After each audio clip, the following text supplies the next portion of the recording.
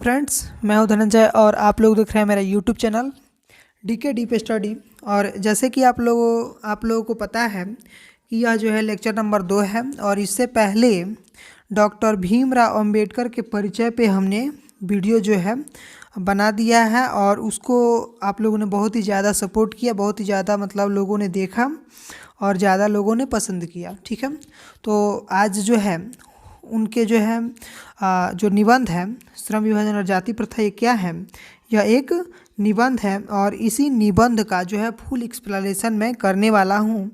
तो आप लोग अंत तक वीडियो में बने रहिएगा। अगर कोई भी डाउट हो, अगर कोई भी नोट्स चाहिए या इस क्वेश्चन आंसर का PDF चाहिए तो आप जो है मेरे नंबर 9546732870 पे आप कॉल करके व्हाट्सएप पे आप लोग जो है कुछ मतलब लिख कर भेज सकते हैं, जिससे मैं आपको जो है PDF प्रोवाइड करवा दूंगा। ठीक है, तो देखिए अब मैं पढ़ता जाऊंगा और आपको मतलब ज़्यादा से ज़्यादा अच्छा तरह से बताता जाऊंगा। ये मानिए कि अगर आप जो है मेरे जो है हिसाब से चलते हैं, मतलब कैसे क्या करना है, कहाँ के क्या करना है, तो आपके जो है 80% से ज़्यादा बनेंगे और ये मैं मतलब गारंटी के साथ कह सकता हूँ। ठीक है, क्योंकि मेरे भी बने हुए हैं। देखिए, तो लेखक कहते हैं, लेखक इसमें क्या बताना चाहते हैं इस स्पीच के माध्यम से कि यह विडंबना की ही बात है कि इस युग में भी जातिवाद के पोषकों की कमी नहीं है और इसके पोषक कई आधारों पर इसके समर्थन करते हैं। जैसे इस समय तो मानिए कि अब जो है मतलब ये युग लगभग बदल गया है, लेकिन अभी भी जो लोग हैं, जो राजनीति होता है वो सिर्फ और सिर्फ किस पे होता है, जातिवाद पे ही होता है। तो इसीलिए जो है लेखक जो हैं वो बोलते हैं कि इस समय भी जातिवाद के पोषकों की कमी नहीं है और इसके पोषक कई आधारों पर इसका समर्थन करते हैं। ठीक है, समर्थन का एक आधार यह कहा जाता है कि आधुनिक सभ्य समाज कार्य कुशलता के लिए श्रम विभाजन को आवश्यक मानता है। ठीक है, तो यह जो समाज है वो क्यों जाति प्रथा को ज़्यादा भाव देता है, क्योंकि वह कार्य कुशलता के लिए भाव देता है। क्यों?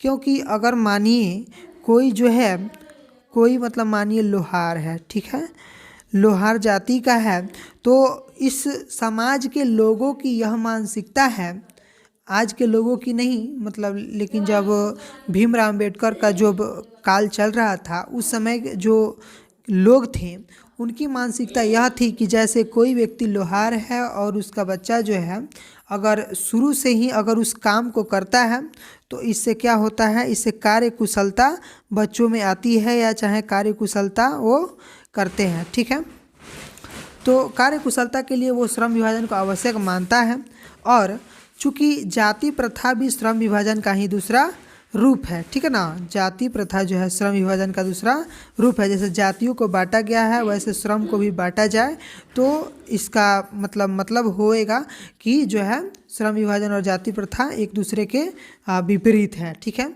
इसलिए इसमें कोई बुराई नहीं है। और इस तर्क के संबंध में पहली बात तो यह आपत्तिजनक है कि जाति प्रथा श्रम विभाजन के साथ साथ श्रमिक विभाजन का भी रूप लिए हुए है। ठीक है,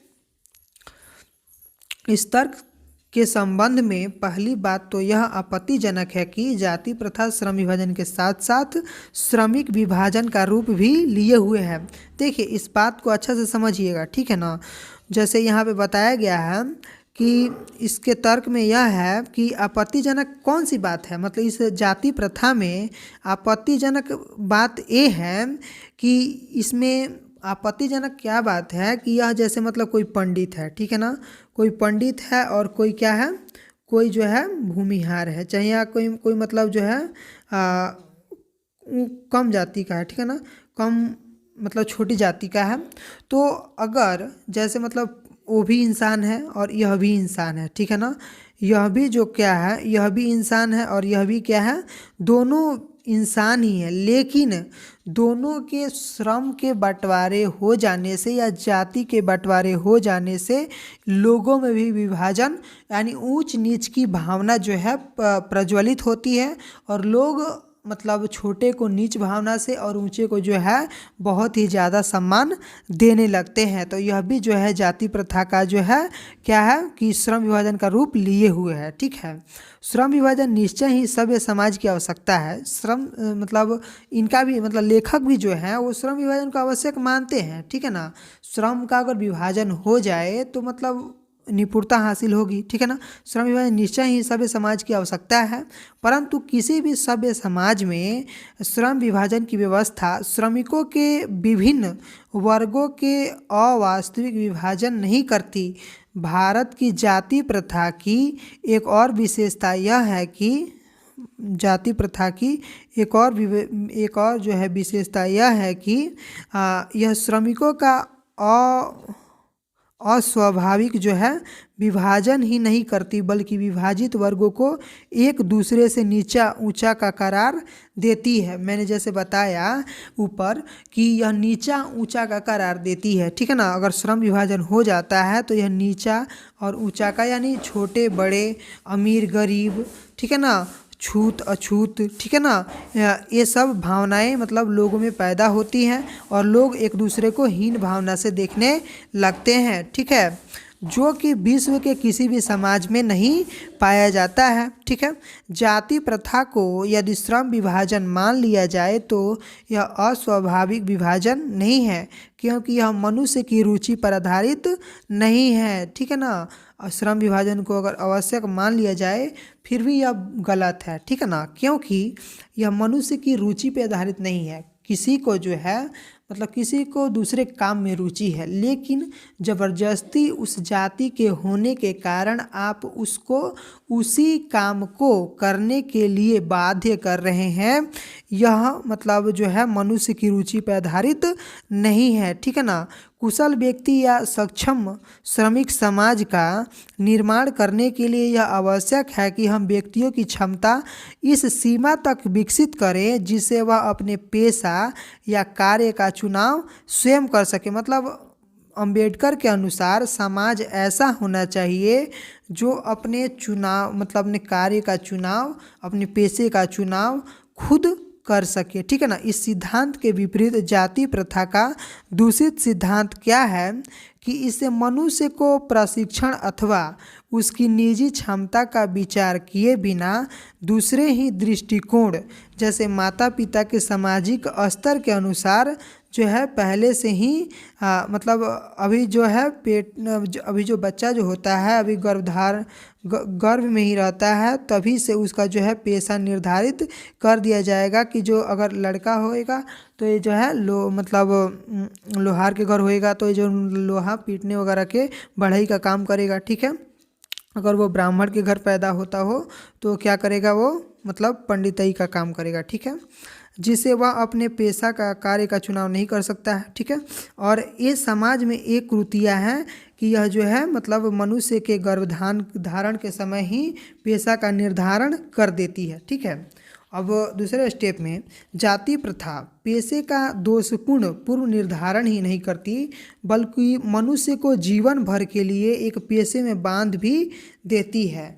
मतलब क्या करती है, यह जीवन भर के लिए किसी मनुष्य को मतलब उसके जन्म से मतलब वो गर्भ में है तभी से लेकर उसके मृत्यु तक का जो काल होता है उसी में उसको वही काम करना होता है, भले ही पेशा अनुपयुक्त यानी वो उसके इच्छा के विरुद्ध ही क्यों ना हो, अपर्याप्त हो, मतलब भले ही उसको जो है अपने भूखे मरने की स्थिति आ जाए, चाहे अकस्मात परिवर्तन को यहाँ पे अच्छा समझ। जैसे मान लीजिए कि जैसे है क्योंकि उद्योग धंधों की प्रक्रिया व तकनीकी में निरंतर विकास और कभी कभी अकस्मात परिवर्तन हो जाता है। ठीक है, जिसके कारण मनुष्य को अपना पेशा बदलने की आवश्यकता पड़ सकती है।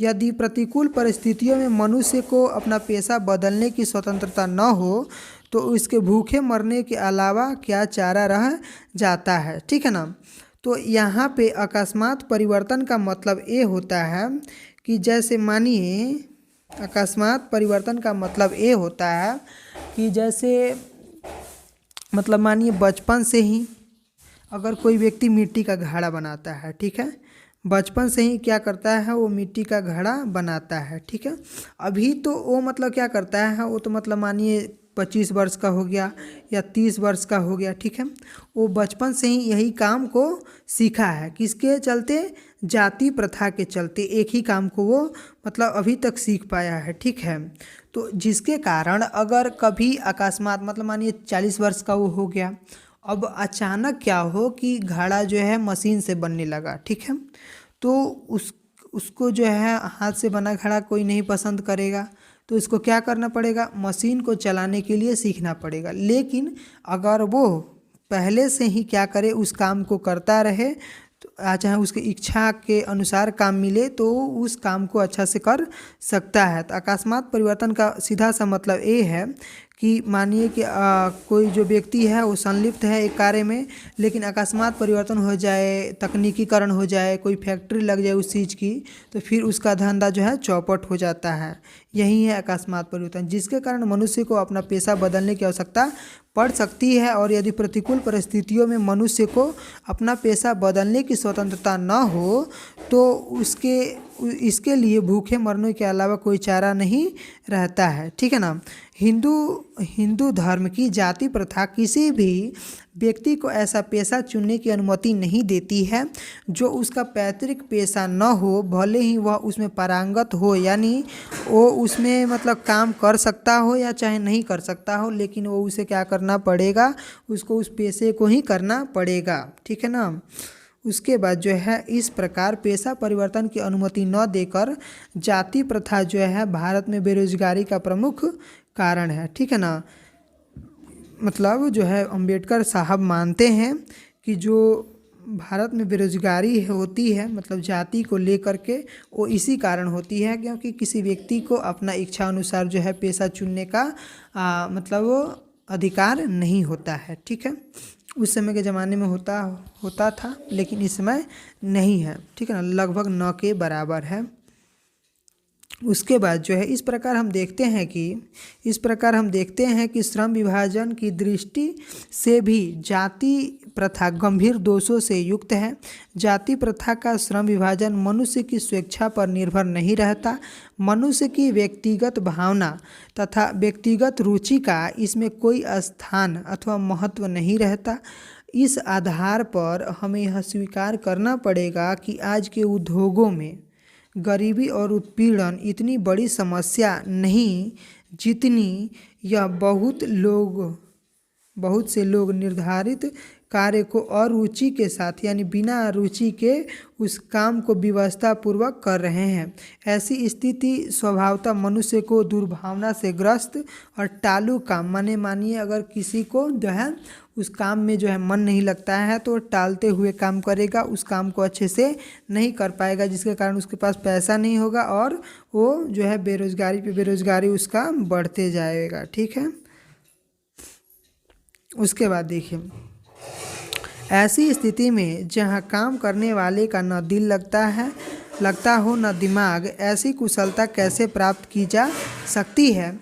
अतः यह निर्विवाद रूप से सिद्ध हो जाता है कि आर्थिक पहलू से भी जाति प्रथा हानिकारक प्रथा है, क्योंकि यह मनुष्य का अस्वाभाविक प्रेरणा, रुचि व आत्मशक्ति को दबाकर उन्हें अस्वाभाविक नियमों में जकड़कर सक्रिय बना देती है।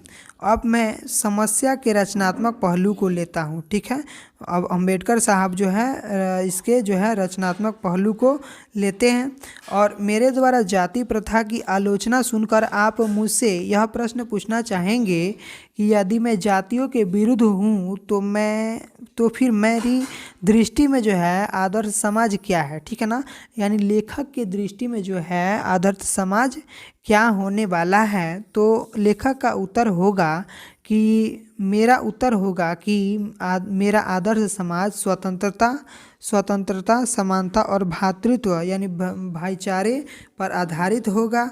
और क्या यह ठीक नहीं है? भ्रातृत्व जो है भाईचारे में किसी को क्या आपत्ति हो सकती है? किसी भी आदर्श समाज में इतनी गतिशीलता होनी चाहिए जिससे कोई भी वांछित परिवर्तन समाज के एक छोर से दूसरे छोर तक संचरित हो सके। ऐसे समाज के बहुविध हितों में सबका भाग होना चाहिए तथा सबको उसकी रक्षा के प्रति सजग होना चाहिए। सामाजिक जीवन में अबाध संपर्क के अनेक साधन व अवसर उपलब्ध रहने चाहिए। तात्पर्य यह कि दूध पानी के मिश्रण की तरह भाईचारे का यही वास्तविक रूप है और इसी का दूसरा नाम लोकतंत्र है। यानी लोकतंत्र क्या है? लोकतंत्र मतलब अंबेडकर के अनुसार लोकतंत्र क्या होने वाला है, लोकतंत्र क्या है? तो लोकतंत्र का मतलब ये है कि जिसमें स्वतंत्रता हो, समानता हो तथा भ्रातृत्व यानी भाईचारा हो, जिसमें लोग जो है जैसे दूध और पानी को मिक्स कर दिया जाए तो ना पानी चिन्हाएगा ना जो है ना दूध मतलब पता चलेगा कि हाँ यह दूध है या पानी है, ठीक है ना, पूरा एकदम घुल जाएगा, मिश्रित हो जाएगा, ठीक है। तो उसी प्रकार लोकतंत्र ये चाहते हैं कौन? हमारे जो है डॉक्टर भीमराव अंबेडकर साहब, ठीक है ना। अब देखिए लोकतंत्र है क्योंकि लोकतंत्र केवल शासन की एक पद्धति नहीं है, ठीक है ना। लोकतंत्र जो है शासन की एक पद्धति जो है नहीं है। लोकतंत्र मूलतः सामूहिक दिनचर्या की एक रीति तथा समाज के सम्मिलित अनुभवों के आदान प्रदान का नाम है और इससे यह आवश्यक है कि अपने साथियों के प्रति श्रद्धा व सम्मान का भाव हो, ठीक है ना। और इनका मतलब ये है कि हमें ऐसा समाज चाहिए जिसमें स्वतंत्रता हो, समानता हो तथा भाईचारा हो, ठीक है ना। और लोग ऐसे रहें जैसे दूध और पानी का एक मिश्रण होता है, ठीक है ना। और अपने साथियों के प्रति, अपने जो है दोस्तों के प्रति क्या करना हो? श्रद्धा और सम्मान का जो है भाव होना चाहिए। तो आप लोगों ने देखा कि जो है भीमराव अंबेडकर के द्वारा जो है आदर्श समाज का निर्माण कैसे होगा, क्या होना चाहिए, क्या नहीं होना चाहिए, ठीक है ना। तो आज था ये जो है उसका फुल एक्सप्लेनेशन। और इसके बाद का जो मतलब ये तो मतलब फर्स्ट लेक्चर इस पे था कि इनका परिचय पे, ठीक है ना। और दूसरा लेक्चर था इनके जो है निबंध के एक्सप्लेनेशन पे, ठीक है ना। तीसरा जो है क्वेश्चन आंसर पे होने वाला है। तो आप जो है प्लीज़ मेरे वीडियो को लाइक कीजिए, चैनल को सब्सक्राइब कीजिए ताकि कोई भी नोटिफिकेशन सबसे पहले जो है आप तक पहुंचे और आप उसका जो है आनंद ले सकें। वीडियो देखने के लिए थैंक यू, धन्यवाद, जय हिंद दोस्तों।